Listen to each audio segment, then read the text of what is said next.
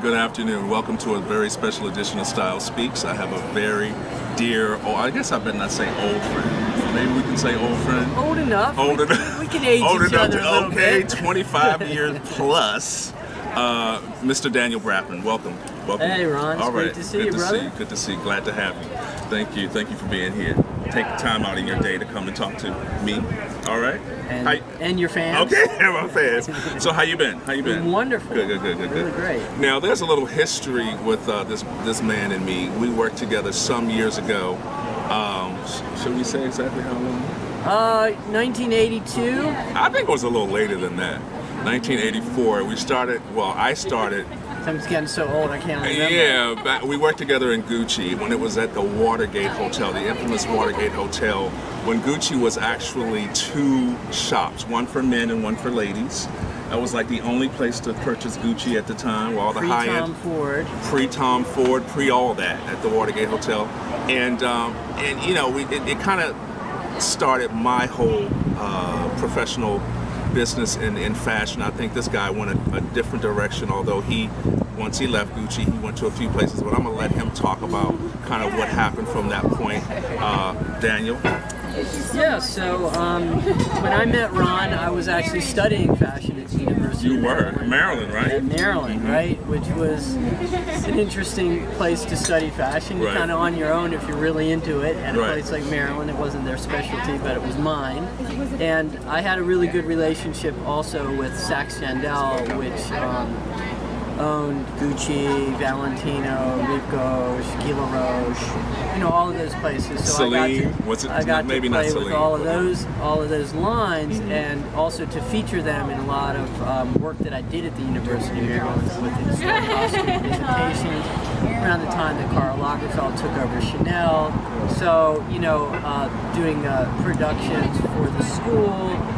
I was able to tie a lot of that stuff in together. You were doing some displays work. I did a lot of display work, but I really did, you know, kind of take off from there and on my own after college, shifted from women's wear to men's wear and studied with a Roman tailor, real Roman tailor who tied my thimble finger to my hand for a month. Wow. To make sure that I could actually handle a needle, and I went on to become a couture tailor for men. And sort of in between having businesses and supporting a family, you know, spent a lot of time also in the, you know, high-end retail, so in and out with Saks Chandel, and 13 years at Neiman Marcus, where I became their fashion specialist. I still believe I was the reason why Washington had a sportswear boutique in Neiman Marcus that had lines like Prada, Roberto Cavalli, Dolce & Gabbana, Gucci, you know, Paul Smith. So, you know, I have always had that connection with the high end, and also the high end of service as well. So whether it was through my own clothing company or you know, working for someone else, you know, I've had my hand for 25 plus years in the fashion industry, both as a designer and a salesman and a merchandiser. Well, while you were doing, I mean, you definitely worked in those environments, but obviously you were working on your own thing. I think you were always doing your own personal thing, working on your designs, and while you were working for Gucci and then Neiman Marcus, I would come into Neiman Marcus and see you standing there. You would chat a little bit about what you were working on. But how was it able? I mean, I think you left there. You said about in 2003. Right. You left 2003. Neiman. So, how did you transition to kind of do that on your own full time, or what made you kind of quit that? You know, I don't know if I want to use the word, that comfort level of having, you know, that employer or Neiman Marcus on your, you know, to say you work for Neiman Marcus, and that holds a lot of weight too in the industry. But what made you decide to go ahead on it and kind of branch off on your own at that point? Frustration. Okay. Frustration. Okay. So I had just hit a critical point. I'm a bit of a geek. You know, I'm very much a student of everything that interests me. And you know, I was at Neiman Marcus for 13 years, even while I was working on my own couture line. And it just got to a point where I felt like if I didn't move to either LA or New York, where I could make a living doing what I did, and I just wasn't willing to have a long distance relationship with my daughter, who was, you know, living with her mother for the most part here in Montgomery County. So, but one of my other interests was being an athlete. I've always been a bit of a health nut, and I had a specialty, ironically, being a really phenomenal swimmer and a phenomenal teacher of swimming to adults that don't swim. Long story short, a friend of mine, finally said, "Why don't you just be a trainer? Get into the fitness world." Some business came to me very, very quickly. I had enough of a comfort zone around that to know that I could at least make as much money as I was doing something that I could challenge myself intellectually a lot more than I was in a retail environment. So that worked out really well for a few months. Okay. And then the race season ended, and I learned that there's a whole rhythm to what I was doing, and fortunately for me, it had some really good advice, and I took on a mentor, a super rock star in the fitness industry, who allowed me to shadow him, and I did that for 2.5 years, and just sort of through my own sort of wonder, because I'm a bit of a geek, but I'm also a bit of a child. I just really am a curious person, and also a very spiritual person. So the more that I learn, the more I realize that the more you know, the less you know. And I kind of went with that. And I started pursuing gurus in the industry that were approaching things very outside the box. They weren't just looking at movement in the fashion, not in the fashion world, but in the sports world, in the fitness world, working with athletes, working with pain and rehab. Okay, well, back up a little bit, Daniel, because you went from I want to bring you back a little bit, because when we're talking about if I want to focus a little, if I can, on when you left Neiman's, and you had all these different irons in the fire. You want to get into the whole fitness thing and all these other things you were working on, but you talked about your own fashion line, and you talked about the whole fashion piece. So when you left Neiman's, what was your concentration? I mean, I know it was to completely change industries. Oh, okay. I left the fashion behind. So that means when you left Neiman's, that's what that meant for you. Yeah. Okay. So my options to again to backtrack, because you're right with that, is that if I wanted to be what I was and make money doing it, I needed to be in a market where it was just easier to sell the super high-end, super fine couture clothing, which would have put me in LA or New York. I got you. Okay. And because of my, wanting to be a responsible father, I stuck around, and I'm glad that I did. And frankly, this 10 years, I consider it a very long pregnant pause, which we'll get into going forward. But I am now ready to get back into some aspect of the apparel industry. This is so you. I mean, it's really a part of your DNA, my brother. But with the sensibility of the same sensibility of what I do as a holistic practitioner. Okay. So bringing mindfulness, understanding that every dollar that we spend is power and energy, and also just in my holistic practices, whether it's with movement or whether it's nutrition or all of the components that I teach around what it takes to be a healthy person. A big component of what I'm doing at this point is activism. Okay. That there's just, without us taking control of the powers that sort of regulate things, a lot of what we need in order to be healthy as people and as communities and have a healthy planet, we have to be mindful of how we spend our money, because things happen in the direction of where money is spent. Right. So, for me right now, just strictly as a holistic practitioner, for the past 2 years, a lot of energy has been spent around food issues. Okay. Spending lots of time on farms, learning genuinely what good nutrition is from the earth out. Okay. So, I see it also as it's the one issue that sort of, if we just look at that, we can heal the environment, we can build communities, we can get things more local. And I want to do that, the same thing like that, getting back into clothing. Okay. So, bending culture is something that encompasses all things. It's our health, it's our wellness, it's also our passions, the things that we love. Fashion is something that is,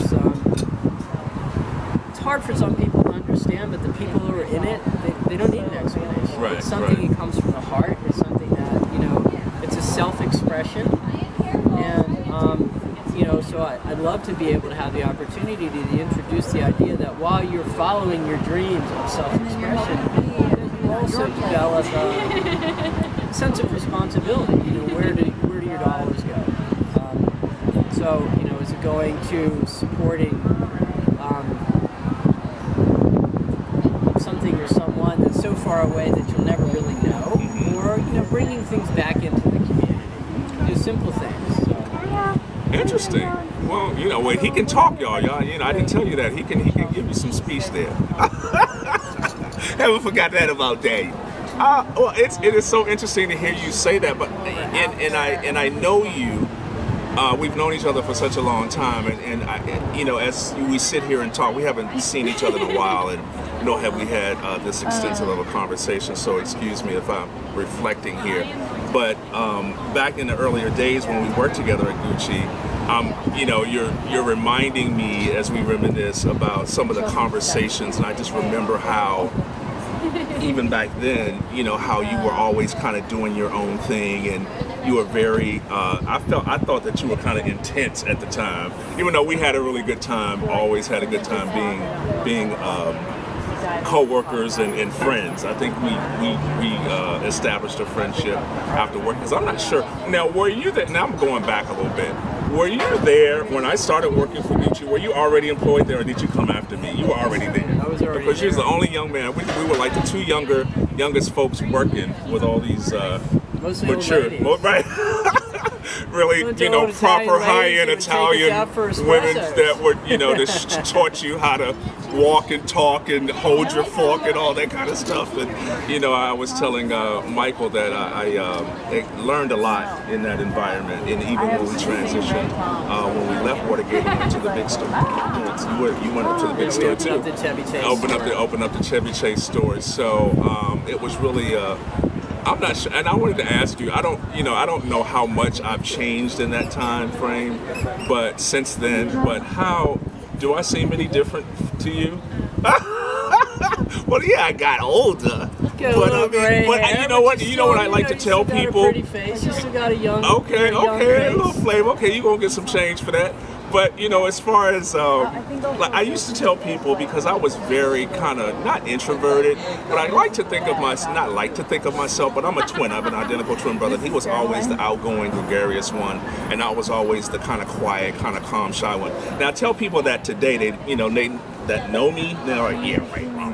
But you knew me. I do remember that. You remember? I was really okay. So this is straight from the horse's mouth. I have some proof to tell you. He was very, very shy, and I was like a sponge, though. A little bit, yeah. A little bit what? What are you gonna say? Secretive, I think. Okay, Right? So, yeah. it was a different time, and people have reasons to keep to themselves. Yeah. I was always definitely that way as a child and as a young adult. It didn't take me really until after that experience, because one thing I'll never forget, and I forget who actually you remember her, and I can't think of her name right now. It'll come to me after the interview. So she said to me, you have so much to offer. She said, try to come out of your shell. I was in this shell. I don't know what she saw in me, but she said, you really are cheating people because you're not giving enough of yourself. So try to kind of come out of your shell.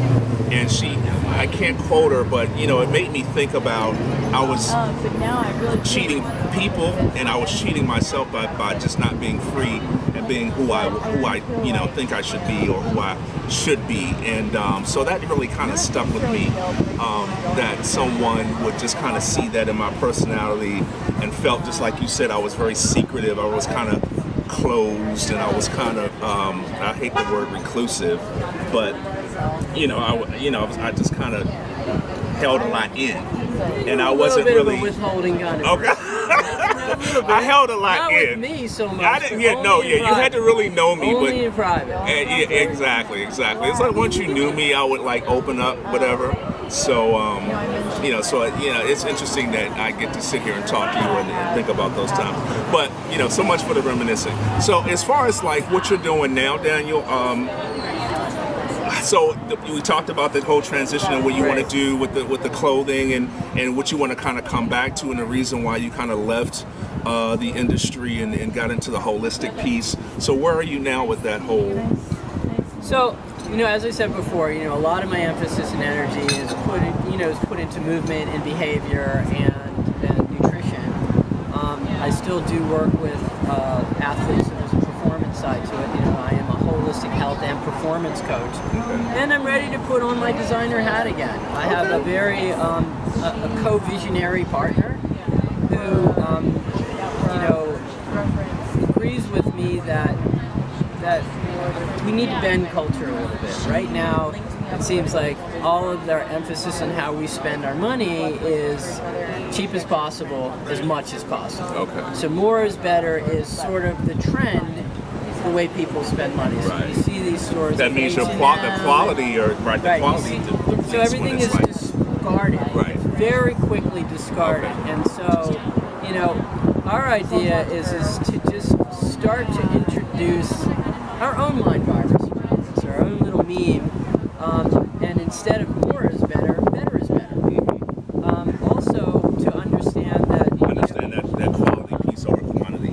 And that's what I learned back then. That quality was more important than quantity. If you have a very nice pair of shoes, a nice coat, or whatever, was better than having a whole bunch of cheap shit as opposed to a few really nice pieces. Right? Well, there's that, and there's also we all end up having our favorite things that we seem to go back to in our closet, even when we keep buying more and more and more stuff that keeps getting tossed or accumulating, and then we keep saying, well, why am I going to Goodwill so much? Where did all this stuff come from? Right. Our idea is just, have that sensibility in the forefront of your mind. Buy something that you think will be something that's your favorite, that you want to wear for a while. Right. And so where I am and my partner are looking to sort of reintroduce is going back to natural fibers, and that comes from my holistic world. So this idea that everything is energy, including us, and that when we wear synthetic fibers, it distorts our energy field. So I think it's very important from time to time to not be wearing things that distort that, to let us sort of breathe energetically, which is something that only is going to happen if we only use these super high-tech fibers when they're necessary, and to take advantage of the fact that so much is better than it used to be. So we're using organic wools, organic cottons, and sort of, I like to say I'm reinventing the Navy blazer. So you see how the trends in the city have. DC is just a remarkable example of how things are changing. Of course. You see bicycles everywhere. You see bike lanes everywhere. We're sitting here in Bar de Bari on 14th and R Street, and there's just condos and restaurants going up every other day in this neighborhood. So in our environments, we definitely see the change going on. And the clothing isn't quite matching the shift in lifestyle. Okay. So I see people going to work in the mornings wearing skirts and high heel shoes on bicycles, and it's quaint and it's cute and it's fun, but it's also it's beyond impractical. Okay. So we like to create beautiful clothing again that moves a little bit better, that breathes a little bit better, has more longevity, and that supports a person's lifestyle, that they can go from a yoga class to the office and not have to necessarily change other than the very technical parts of the clothing that they wear, that they can get on a bike and commute from point A to point B and feel comfortable doing it, and know when they're just walking around they also still look pretty darn chic. So taking on things like the first thing that I want to reintroduce as a staple back into the fashion world is wool jersey, which ironically is the first thing that put Coco Chanel on the map. So for anybody who really knows their fashion history, Absolutely. we're really turning the clock back to step forward. And that's what I'm doing in my food world. That's what I'm doing in my fitness Don world. and Karen kind of you know, works a lot all with of this stuff is just, you know, getting back into, you know, and also putting some durability back into the luxury world. You know, so it'll be cool. We'll be able to introduce, like I say, something that can be active, but that's also professional, that looks nice, that looks tailored, but because it's knits, it moves well. It's, you know, hard worsted wools are very durable. You can get them in different weights. So, you know, for our different seasons, he knows his fabrics and stuff, right? You know, it's all that, right? So it's just for me, you know, even having had this conversation with anybody, it was not a leap. You know, I've been living with this information for a long time, and now the time is right. The time is right to step back in and say, you know, spend money in a way that builds community around you. You know, our idea is we'll start manufacturing however we can so we can get there, but as soon as our distribution is large enough, you go into a place that used to have an apparel manufacturing system and revitalize it and give jobs to these places instead of lip service. You go into a place like Baltimore, who's had, you know, a long history of an apparel industry, and for the most part it doesn't exist, but the buildings are still there. Get back in there and give some young people some jobs that, you know, that are meaningful. And to speak to that, I like to say sometimes our addiction to efficiency and technology, it hurts us as people. You know, using technology to make things better is one thing, but using technology just so we don't need to hire people, I think that's something that misses an old Indian sort of adage. Is that, you know, whatever we do of importance, we should consider for the next 7 generations. If what we're doing is making something cheaper, but we're also, putting people out of work, perhaps we could bring the two back together. Use technology where it's meaningful, where it heals things, where it makes better products, but don't just push people aside so that we can be cheap. Well said. Well said. Well, look, Daniel, how does one reach you? If someone wanted to contact you, what's going on? Give us some information where we can find you and stay in touch with you for our general public who's really fascinated about this conversation. Well, I'd before love we you close to out. My business page, which is just Daniel Brafman Enterprises LLC. It's kind of a dry, boring name. There'll be a lot of information about the holistic stuff, and going forward there will be more information about what I'm doing. You can also just like me, Daniel Brafman, on Facebook. And he's likable. Yeah, sometimes, you know, when I'm not totally geeked out. You can also reach me. I'd love you to be on my mailing list at Daniel at takeaim, TAKE-AIM.US. And, you know, if you really want to reach me, I'm a fairly transparent person, you know, as long as you're nice. 240-499-4240. Uh-oh, we got another phone number out there. We got another phone number. Please be mindful that it's a business communication. Don't violate my boundaries. Okay, all right. Oh, well, you put it out there, so you don't know what you're gonna get. I know that there are some responsible people who want to be part of this conversation, and I'd rather make it easy for them to be part of this conversation. No. I joke about that. There you go. Well, that's how to reach Mr. Daniel Brafman. I joke with you because I had another guest recently who put his phone number. I'm like, oh, you sure you want? Oh, you're like, okay. I'm like, okay, you want to put your phone number? But listen, Daniel, I really appreciate your time. It was really good chatting with you today, man. Good seeing you, and we could probably reminisce for hours, but we ain't gonna do that today. We can do that offline. Some things we don't want the public to know. You know what I'm saying? I don't want the public to know. I think I know what he's saying. I'm just gonna roll with it because he's probably right. All right, but anyway, that's another, thank you, Mr. Brafman. I appreciate your time today. It was great. I had enjoyed seeing you and talk to you. That's another edition of Style Speaks, and we'll see you next time. Thank you.